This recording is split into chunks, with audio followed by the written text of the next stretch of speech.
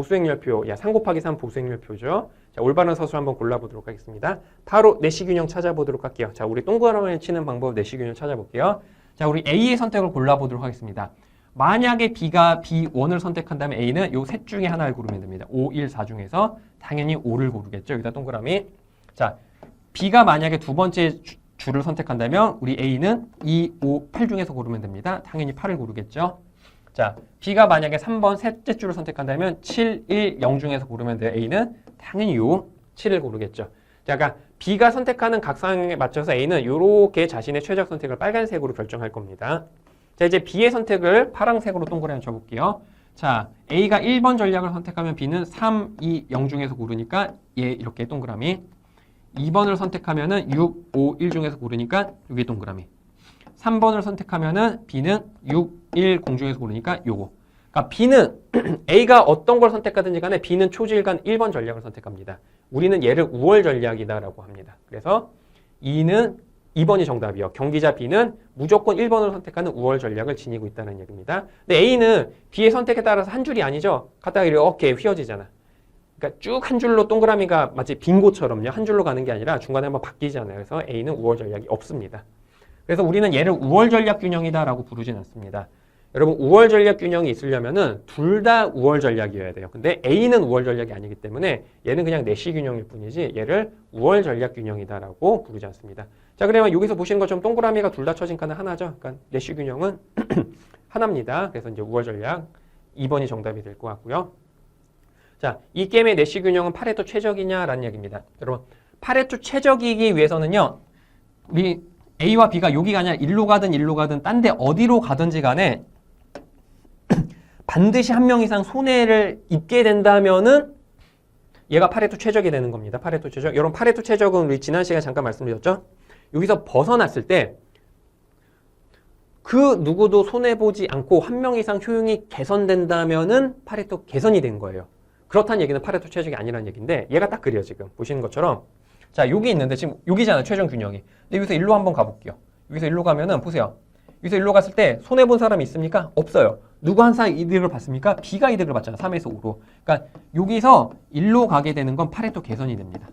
여러분 파레토 최적이라는 거는 더 이상 파레토 개선이 불가능한 상태여야 되거든요. 근데 여기서 일로 가는 건 파레토 개선이 됐네? 고로 얘는 파레토 최적이 아니다라는 얘기입니다. 3번 선제도 틀렸다는 얘기죠. 자, 아무튼 이 문제 정답은 이렇게 2번 체크를 해주시면 된다라는 얘기입니다. 자, 이제 53번 같은 경우는 그냥 암기하고 넘어가시면 되는 거기 때문에 이것도 좀 패스하고 넘어가도록 하겠습니다. 자, 57번 문제 이것도 계산 문제긴 한데요. 우리 그렇게 어렵진 않기 때문에 간단하게 한번 풀어보도록 할게요. 우리 연습 문제도 비슷한 거 많이 풀었습니다. 자, 단계 독점 기업의 한계 비용이 10으로 일정하고요. 예, 시장 전체 수렴수는 90-Q다라고 합니다. 자, 그럼 그림 통해서 한번 그려볼게요. 자, 시장 전체 수렴수가 90,90을 이렇게 지나고 있겠죠. 자, 그럼 우리는 요 한계 수입 곡선이 필요해. 한계 수입 곡선. 자, 그러면 시장 전체 수요 곡선 이렇게 있다면 한계 수입 곡선이 간단하게 풀이 가능하죠. Y절편은 그대로 90으로 냅두시고요. 기울기만 2배 해주시면 됩니다. 그러니까 이 경우에 한계 수익 곡선은 90에서 가되 기울기는 이렇게 2배. 그러니까 여기는 45가 돼야 되겠죠. 이 파란색 라인이 이 기업의 한계 수익 곡선이 됩니다. 그런데 한계 비용 곡선은 10으로 일정하대요. 자, 그러니까 우리 독점 기업의 이윤 극대화 산출량 지점은 여기가 되겠죠. 즉 얼마? 얘가 딱 달성돼야 돼. 그러니까 독점 기업의 이윤 극대화 산출량은 얼마가 됩니까? 40개입니다. 40개. 근데 문제는 여러분 조심할 게 시장 가격을 이렇게 10을 책정할 필요가 없죠. 물건 40개 만드니까 시장 가격은 수요 곡선과 만나는 여기가 됩니다. 얼마죠? 예, 50이 돼요. 50. 자, 그러니까 40개 물건을 개당 50을 받고 파니까 우리 독점 기업의 매출액은 얼마가 됩니까? 네, 2천이 되는 겁니다. 2천이 되고 있어요. 그런데 독점 기업이 이 이윤 극대화 지점에서 정상 이윤을 획득하고 있다라고 합니다. 자, 우리 독점 기업의 총 가변 비용은 이거야. 그러니까 물건 하나 만드는데 10달러씩 들어가는데 총 400개니까 우리 독점 기업의 총 가변 비용은 400달러입니다. 단위는 달러라고 할게요. 근데 정상 이윤이야. 그렇다는 얘기는 얘가 1600달러. 예, 고정 비용이 좀 세네요. 고정 비용은 1600달러가 되니까 매출액 2000, 총 비용 2000 돼서 딱 정상 이윤이 되겠죠. 그래서 이 문제 정답은 4번 이렇게 체크를 해 주시면 될 것 같습니다. 자, 58번 조금 어렵거든요. 그래서 이제 이거 정석으로 푸는 방법을 좀 말씀드리면은 러너 지수를 구하래. 우리 독점 기업의 그 이윤극대화 지점에서 러너 지수를 구하래요. 그러니까 이게 필요해. 즉 뭐냐면 독점 기업의 수요 곡선이 이렇게 있고요. 물론 한계 수익 곡선이 이렇게 있겠죠. 그다음에 이제 한계 비용 곡선이 이렇게 있는데 요 지점에서 그러니까 얘가 P가 되겠죠. 그다음에 이게 MC가 되겠죠. 그러니까 얘를 구해야 돼. 얘를 구해야 되는데 단소조항은 독점 기업의 이윤극대화 지점에서 가격 탄력성은 2인 거를 구하래. 아 이거 여러분 조금 어렵거든요. 그래서 공식 하나만 알려드릴게요. 이건 좀 암기를 해주시기 바라겠습니다. 이거는 수학에서 파생된 공식에서 언제 어디서나 성립합니다. 이겁니다. 가격 탄력성분의 1이에요. 그러니까 러너지에서는 무조건 그 기업이 직면한 그 지점에서 이윤극대화 지점에서 가격 탄력성의 역수가 되는 겁니다.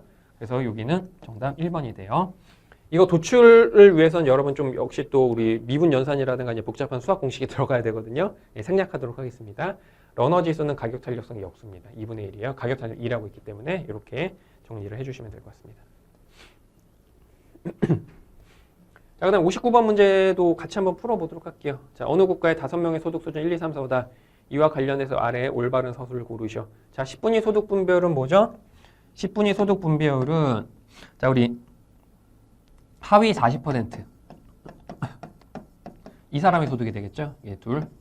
3입니다. 3. 전체 소득은 3. 그 다음에 상위 20%. 예, 5죠? 그러니까 10분위 소득 분배율은 0.6입니다. 틀렸어요. 자, 그 다음에 노렌치 곡선의 기울기는 45도다라고 한다면은 뭐죠? 예, 완전 균등입니다. 예, 불균등이죠? 이렇게 되죠? 얘도 이제 틀렸다라고 볼 수가 있겠고, 여러분 여기서 3번이 정답이 돼요. 여러분 중위소득은 뭡니까? 딱 가운데 위치한 사람의 소득이에요. 그러니까 여기서 중위소득은 3이고요. 이거 평균소득은 얼마입니까? 이거 총소득이 15죠? 5명입니다. 평균소득도 3이네. 참 공교롭게도 이 케이스에서만 중위소득과 평균소득이 동일하게 나옵니다. 여러분들 현실적으로는요. 중위소득과 평균소득도 좀 다른 값을 보이는 게 일반적이에요. 보통은 평균소득이 중위소득보다 큰 경향을 보입니다. 근데 이제 이거 이제 좀 특수한 예시적 상황이기 때문에 이 문제에서만 3번이 정답이 된다라고 보시면 될 것 같네요.